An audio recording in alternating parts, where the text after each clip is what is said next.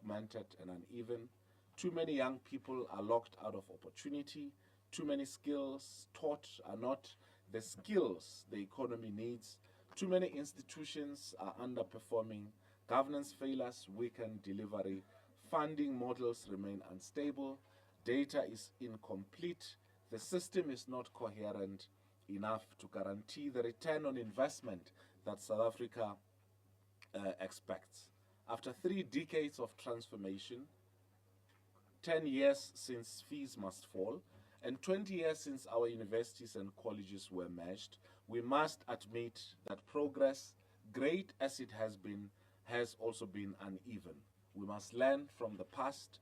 We must fix, of course, that which has been broken, but we must also start reimagining what is possible. We're restating these challenges to re-establish national consensus on the monstrosity of the problem that confronts us, and to remind ourselves, in the spirit of Professors Sibusiso Bengu and Kada Asmal, that nothing is insurmountable. Our work from today will be guided by 6 core objectives. First, to integrate the system into a single coordinated whole. This is important so that none of the institutional forms that we have in our post-school education and training system believe that they are either beneath or above the rest. We have to change in building this single system. We have to change the way in which our universities are big, or that we have big universities, smaller TVET colleges, and even almost non-existent community colleges. Secondly, we have to expand equitable access to all those who can benefit. Thirdly, to ensure responsiveness to the needs of the economy, the labor market, and also of society. Fourth, to raise the quality of provision and learning outcomes. And fifth, to improve efficiency, governance, and accountability. And sixth, to guarantee sustainability in funding, in institutional stability, and also in the confidence of our people. These objectives are anchored in 5 strategic pillars, which are economic renewal and jobs, ensuring that our graduates are employable and our institutions are aligned to growth sectors. A green, just transition, making our skills system a driver of climate change, resilience, and low-carbon innovation. Building public sector capacity so that our state is equipped to serve the people effectively. Research and innovation to strengthen our intellectual sovereignty and generate solutions from Africa, for Africa, and the world. And social inclusion to make sure that no one is left behind, whether they live in a rural village, a township, an informal settlement, or a city. To give effect to this, we're structuring our work over 3 timelines. In the next 3 months, we will stabilize the National Student Financial Aid Scheme and set in motion a sustainable student funding model. And to this effect, I've asked the CEO and the chairperson of the National Student Financial Aid Scheme to convene an agent briefing and brief the nation, and in particular students, on the state of NSFAS and some of the challenges that they've been confronted with. But to support their work, we've already started engagement with Treasury in filling some of the gaps that exist in terms of student funding. We will establish the post-school education and training re-engineering task team, bringing together expertise from across sector to guide the redesign of our system. We will strengthen sector education and training oversight, finalize their realignment, and ensure that every SETA delivers measurable values. I've already asked the National Skills Authority to provide advice on what we need to do on some of the SETAs that they have conducted investigations upon. And in the next few days, we will make announcements to that effect. We will begin engagements with the National Treasury on long-term funding solutions for our sector. We will launch 3 major projects focusing on skills to work transitions, targeting young people not in employment, education, or training. The second one being career choices, which is now known as educator, which will target school learners from an early age to guide them into learning and work pathways. And the third one being adult literacy, which will target more than 4 million South Africans who are functionally illiterate. Over the next 12 months, we will pilot autonomous colleges and new CET models to improve agility and responsiveness. Gone will be the days when our college principals and campus managers will have to ask for permission to go across the road to buy a chicken.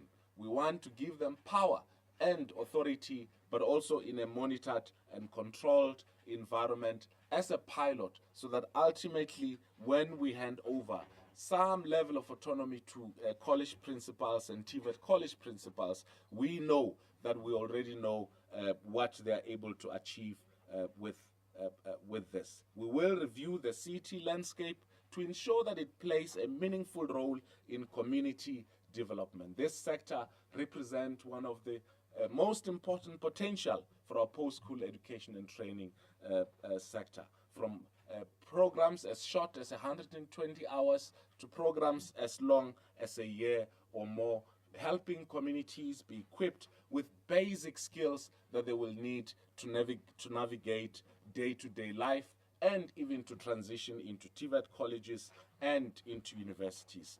We will launch TVET curriculum pilots aligned with emerging industries, and through this we'll invest on our existing centers of specialization to make sure that we strengthen the connection.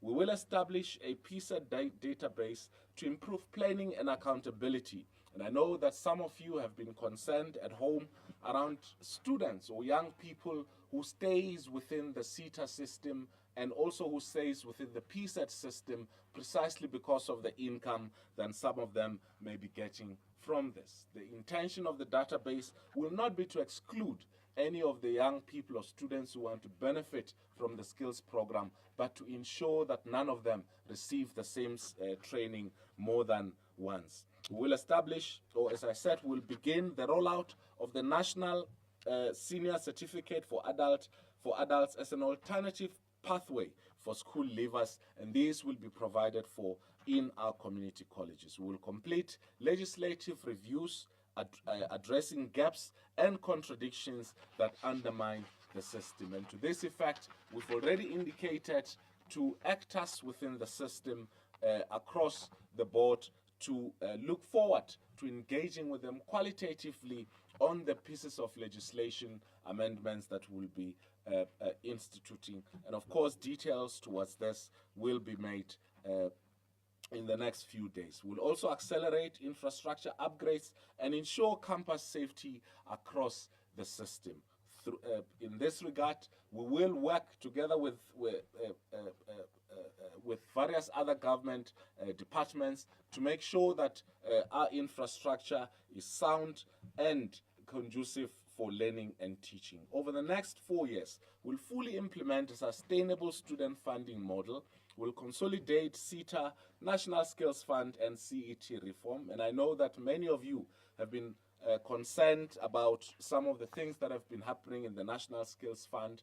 We have engaged with those who are both the DG and the acting CEO of the National Skills Fund in accelerating the required legislative reforms that we need to put in place in order to effect changes in the National Skills Fund.